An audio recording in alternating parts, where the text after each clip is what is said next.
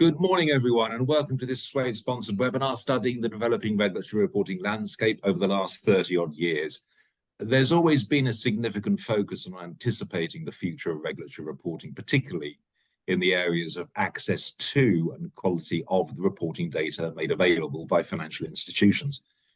It's therefore interesting to reflect on how the industry has evolved over the decades and acknowledge the role of technology in this transformation.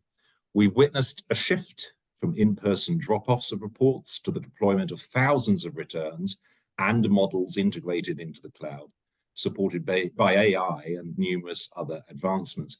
And of course, amidst the progress, it's relevant to question whether personal collaboration and effective communication have suffered as a consequence. I'm David Humes, and I head up the Client Management and Strategic Accounts division here at Suade. Here with me this morning is Graham Lang, Head of Regulatory Reporting at One Savings Bank Group, who's over 40 years of experience in the industry. He brings a wealth of knowledge to core reporting elements such as capital adequacy and liquidity regulations, as well as developing and maintaining individual capital adequacy assessment processes, ICAAP, and stress testing with financial institutions. His extensive career includes roles at HSBC, Gulf International, Suade International, and Turkish Bank, and most recently, OSB Group. Okay, so what we're going to try and do this morning is divide the discussion into three sections. We'll start by looking at the evolution of the reporting landscape against the backdrop of successive recessions, and then moving on to the frequency of changes and the challenges this presents, finishing with an evaluation of the role of technology in the overarching process. It will be possible for the audience to ask questions, which we'll try to direct to Graham if time permits. So please feel free to record these in the chat and send them over. And at the end, we'll take a look and we'll see if we've got time to answer any that have come through. So, Graham, over the past 4 decades in financial regulation, what do you think are the key significant shifts or trends?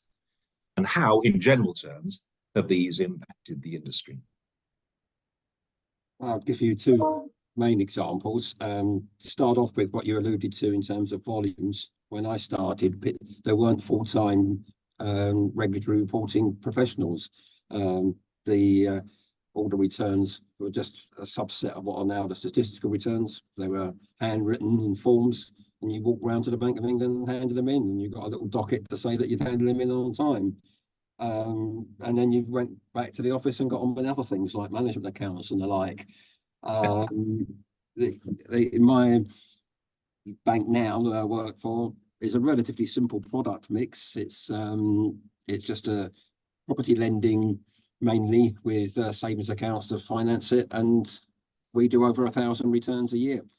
And within that, I would think that the volume of data points, the actual pieces of data that we submit, has gone up 10,000 times on the equivalent of what we would have been doing when I started.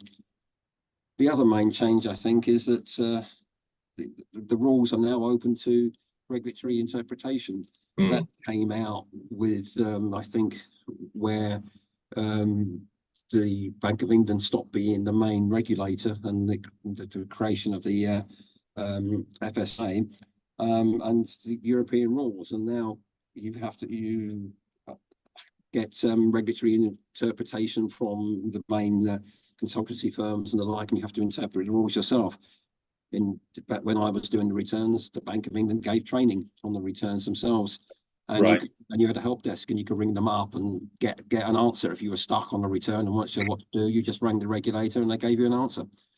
And now it's an industry in itself in terms of giving it, interpreting the rules. So far more subjective rather than objective and less guidance. Yeah. Okay, so at those 2 points, let's just park the regulatory interpretation item for a short while and look at how the gathering of data and how the data collated may have been used. First, how do you think financial recessions such as the global financial crisis of 2007-8 and the more recent COVID recession shape the regulatory environment? And secondly, with reference to historical data, what insights can we draw from past recessions in terms of impact on the regulatory responses and indeed policymaking itself? I think the the main impact from the first big banking crisis was that it brought to light that the regulators, the banks, and the credit rating agencies didn't really understand new developments, and nobody really spotted the early warning signs. The crash really started in terms the warning signs were there in the late 2005 with US property prices going down. That went on through 2006, 7. There was a lot of credit default swaps, which were a relatively new product, asset-backed credit default swaps. And these were securitizations which securitized on American property market. And within that, these were getting very high credit ratings from the rating agencies. There's a huge volume of leverage in effect in terms of the risk on those properties in the US. When the property prices started to slide, nobody really picked up on it, and then you ended up with a huge crash. So I think understanding, from everybody in the market and the regulators in particular, understanding new products is essential, and then tracking early warning indicators is also essential. In terms of what's come out of that, you started to get the requirements to ring fence the trading book from the banking book so that your banks didn't collapse with the customer savings side and the customer accounts when they were speculating in high risk trading areas. And you've got the MREL requirements coming in, help to stop the large banks failing. So, but the risk with the development on that side is that with tighter regulation, when you do get a recession, it's harder for the banks to lend money to inject funds into the economy to get the economy going again. So understood. So this is the point: the regulation can be inhibiting in that it constrains financial organizations when they take measures to remediate the economic downturns. The original regulations were to some degree designed to avoid. Can you point to an example whereby policymakers have adapted regulatory frameworks positively in response to the changing nature of financial crisis over the past 4 decades? They started with having more clear targeted thematic reviews, which have helped. They've increased the volumes of funding through the TFSME schemes. They've supported particular areas of development. So yeah, I think as well there's the issues of the movement of splitting out the trading book and the banking book to stop banks being too big to fail, and the therefore ring fencing, focusing on recovery and resolution plans in particular as well, as those all helped. And is there strong evidence to suggest that increased regulatory sophistication has helped mitigate the frequency and perhaps the severity of recessions, or is that pushing the point too far? I think it's difficult to see that the regulators have helped avert recessions. The last recession, the COVID recession, the main approaches for that from the government were to pour money into it through economic quantitative easing, pouring money into the market, and then issuing things like the COVID business interruption loans. So these are more government-led approaches. I don't think the regulators did that much help in that side. Right. They did issue these quarterly returns on expected credit losses, so they got an early upfront view of where, particularly in the property market, whether people were struggling with mortgage repayments and the like. But as with the raising of interest rates later on, that didn't really prevent high interest rates and people getting into economic difficulty with themselves due to high rents and high mortgage payments. Right. So one set of issues are addressed via regulation, for another set of economic challenges to supersede them that need further analysis and response. Let's move to the second area for discussion, which talks to the frequency of regulatory changes, also how these impact those responsible for compliance reporting, and what progress is being made to address this major challenge.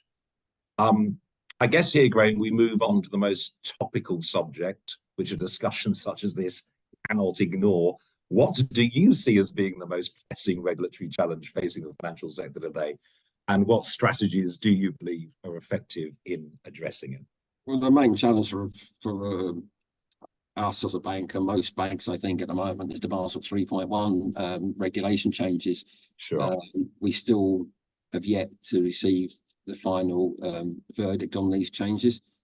The view is that they are likely to not, the regulators are likely not to extend the deadline for implementation. It's still likely to be 1st of July 2025. The view that the final regulations will come out in May is not an actual firm commitment from the regulator. They've said Q2, which technically clearly could go up to the 30th of June. It's a problem for banks planning with not having the finalised rules when there are extensive changes, particularly in the areas of like property and retail and collateral. So for us as a bank, we're issuing 5-year mortgages where 80% of those mortgages will be 5-year fixed term mortgages will be under the new regulations. So how do you price those when you don't know what you haven't got firm knowledge of what those rules are going to be? How do you do 3 or 5-year capital planning? So it's that sort of not having a very clear upfront idea of what the rules and regulations are going to be causes issues. It's important, I think, that all banks that are affected have a project underway at them. And from our viewpoint, this project is not a regulatory project, it's a business project. It covers areas such as pricing and capital planning and development and underwriting and risk and all sorts of things. I mean, one of the main challenges described to me by many banks surrounding Basel 3.1 is how it means different things to different entities operating in different European jurisdictions. The second is how the UK regulator doesn't want to prevent overlap and an increased regulatory burden between, say, Basel 3.1 and other initiatives such as Strong and Simple in the UK. How have international collaborations and regulatory frameworks evolved during your tenure? And what do you see as the key opportunities and challenges in fostering global cooperation in financial regulation moving forward? The co-rep rules in particular have shown a joining between us and Europe, which are now been embedded into UK rules. Whilst we are part of the European Union, the collaboration between the PRA and the other regulators standardised issues across the board. With Basel 3.1, again, it helps if all the banks worldwide are on the same playing field. It's a global economy. So it's good these sort of developments are good, but then most of the regulators have their own implementations in their own countries and their own get outs. So that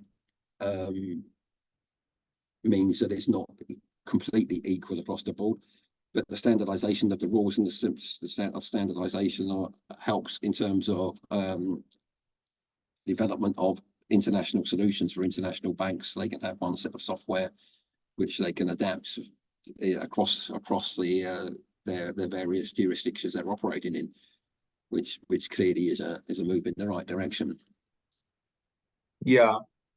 And what are your feelings around the UK and the regulators actually gold plating regulation and the dangers that are inherent in that? I think that is a big danger, that's particularly from the way that the UK operates. The other institutions or other countries, normally the regulator is the central bank. In the UK, it isn't the central bank. So you've got the UK, the Bank of England operating setting guidance and guidelines, but you've also got the PRA and you've got the FCA, and there is a desire, I think, in some ways to gold plate, in that the UK wants to be seen as a safe haven. It wants to be seen as a well-regulated, organised where people's monies are safe.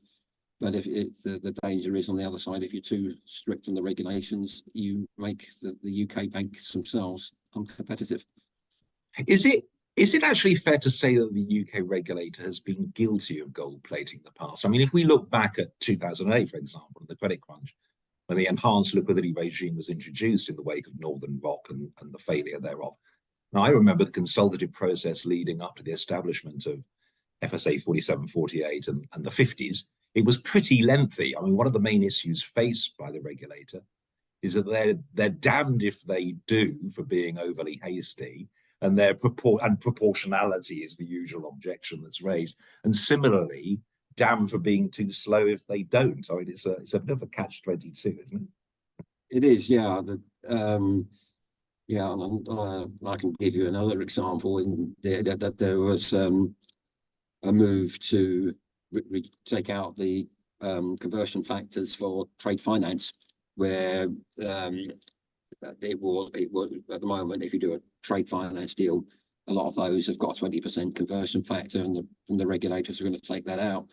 And there was a lot of pushback from industry, because they're saying that the UK does a lot of trade finance. There's a lot of international banks based here which fund trade finance, and taking out those credit conversion factors would have really made the UK economy uncompetitive. And the regulators didn't move. In the end, it was lobbying the Department of Trade and Industry that got the change. So yeah, there is, as you say, the regulators are always going to go for the most conservative approach they can, because they don't want to see banks fail, and if banks fail, they get criticised. So if the banks fail for being uncompetitive, then that's not their issue. If they withdraw from the UK from being uncompetitive, that's not their problem. If they fail because they don't have enough capital or liquidity, they see that as an issue. So yeah, there is a tendency for when you've got a separate regulator, for them to gold plate. If the regulator is part of the central bank and it's trying to also look after the economy, then it's got those other interests more up front, I think. Okay. Let's move on to our final topic, technology, which has seen such huge development over the course of the period we're discussing, from the time when you used to drop off your 3.5-inch floppy at the Bank of England. Yeah. Let's look at this from an operational point of view, first and foremost, and through the lens of the regulator. What role do you believe regulators should play in balancing innovation and stability within the financial industry, especially in light of emerging technologies and new financial products? And what can they do to get the most out of the tech innovations which everyone has seen developing around them? Biggest thing that the regulators can help with is standardizing the definitions of what goes into the returns, to take away a lot of those subjective decisions and make clear definitions. They've been doing a lot of this in terms of work on things like the MLAR reporting, where they're issuing data definitions. They've been reluctant to do that, or not been able to do that a lot in terms of the core returns, such as co-rep, because they needed European cooperation, and they didn't see the co-rep returns as their returns. Now they're embedded in the UK. Hopefully, regulations. Hopefully, we can see some fast movements on that front. But clear definitions, so that you can actually got something you can program to, is something that will help technology considerably. I know the regulators are looking at the volume of data they collect and how they use it, and trying to work out ways of rationalizing that data, and looking at ways of actually submitting raw data where they can then create and do their own analysis, effectively creating their own forms. And the moment the time they want a new piece of analysis, they issue a new form, and you get another set of rules and regulations coming out, another form to complete. much of it often having the same data on as many of the other forms so that you're completing, but they just need an extra little piece, so they issue a new form. And how do banks approach the integration of new technologies such as AI and automation into their operations? Do you think you've seen? I mean, it strikes me that there's a lot of noise surrounding the use of AI as a catalyst to improve reg reporting. So in practical terms, how can these technologies or how can these technological advances be leveraged by banks faced with the ongoing regulatory challenge? I think it's very difficult to create AI solutions at the moment, the way the regulations are, particularly as they're not standard across the world internationally, and the definitions are not firmed up to actually produce the returns.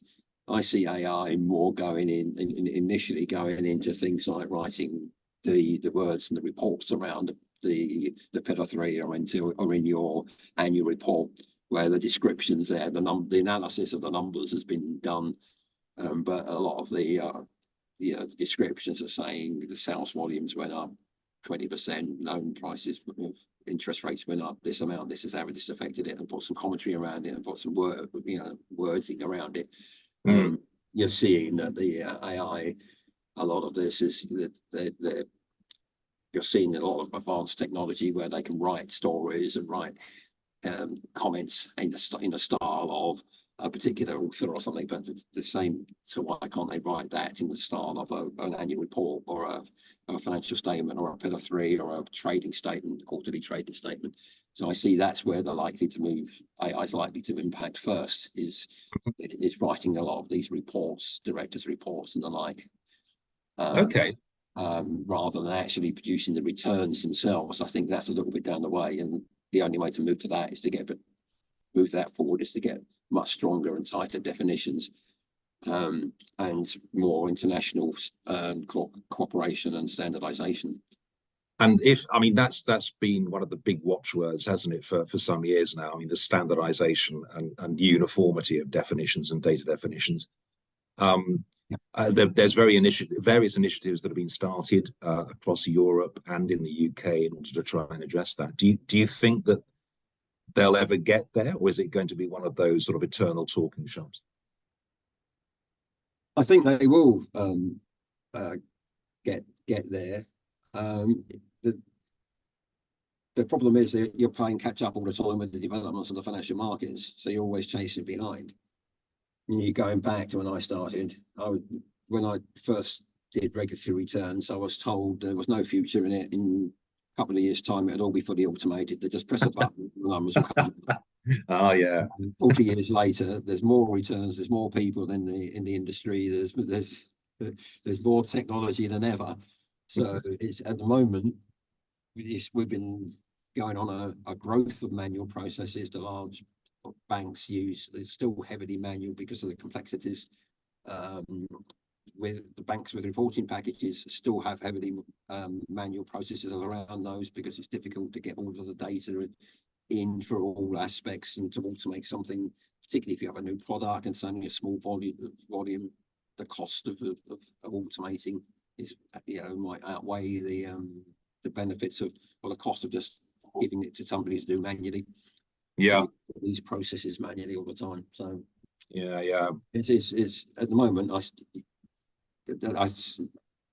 I'm sure you're aware, there's more people working in regulatory reporting than there ever has been, I think, in the UK. So you've got to slow the tanker down before you can turn it around to actually using those numbers. And I don't think we've got to the situation at the moment where automation is reducing the amount or the volume of work. The volume of work is increasing, the number of returns is increasing, and automation is just trying to play catch up. Okay, interesting point. Let's talk about the shifting sands of regulatory change. I mean, would you say that frequent regulatory changes have a key influence on the internal processes and decision making within banking institutions? And can you outline for us how detrimental this can be? I think it's starting to it is getting more that way. I think historically regulatory reporting was seen as a necessary overhead, and so it was something that as long as the board and the executive committee didn't hear anything about it, that was fine. Yeah. They wanted to get on running the business. Onwards and upwards. Yeah. Set all the returns in. And yeah, so it wasn't something that was seen as anything that drove the business. I think it is more so now because the return on capital usage is very important. So now understanding how your products, how your business and how your planning impacts your use of capital, how you can get a good stable return on capital. With shareholders in a volatile market, they look for stability, they look for a good steady return, they look for banks that continue to produce steady growth in profits and steady dividends. And it's uncertainty always panics the market, whether it's in banking or anything else. Sure. So it's trying to help forecast and plan what regulatory, having horizon scanning, seeing what regulatory changes are kind of coming down the road, how they would impact the business, trying to help that, but the business keep that steady growth, steady return on dividends to its shareholders. These are critical at the moment, I think. And in light of the these evolving regulations, what skills are becoming increasingly essential for banking professionals? How can institutions effectively address the need for upskilling? Where are the shortfalls in that process, and how might they be addressed, do you think?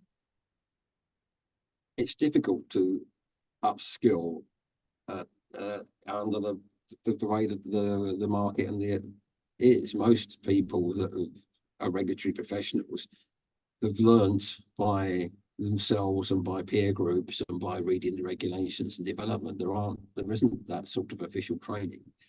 If you wanted one thing that would, in my view, one change that would make the quality of the regulatory returns go up considerably, it was in the way that the regulators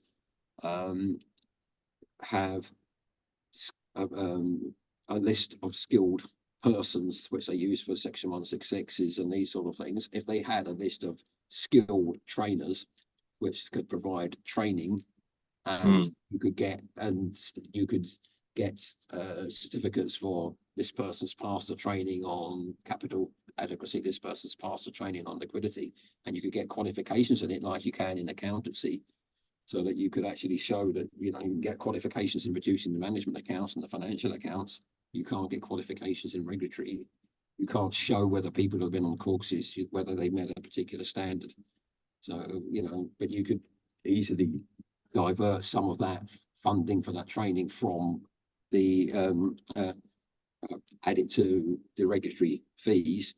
And banks overall would save money because they're paying all that money.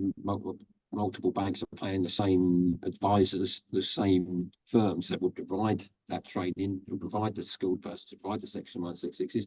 All the banks are paying those firms for regulatory advice all the time from retainers.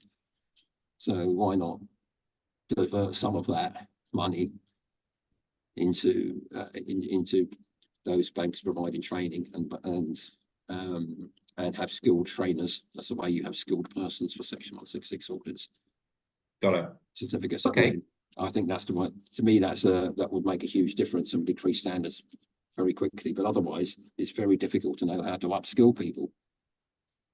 Because where do you go to get the training? Yeah.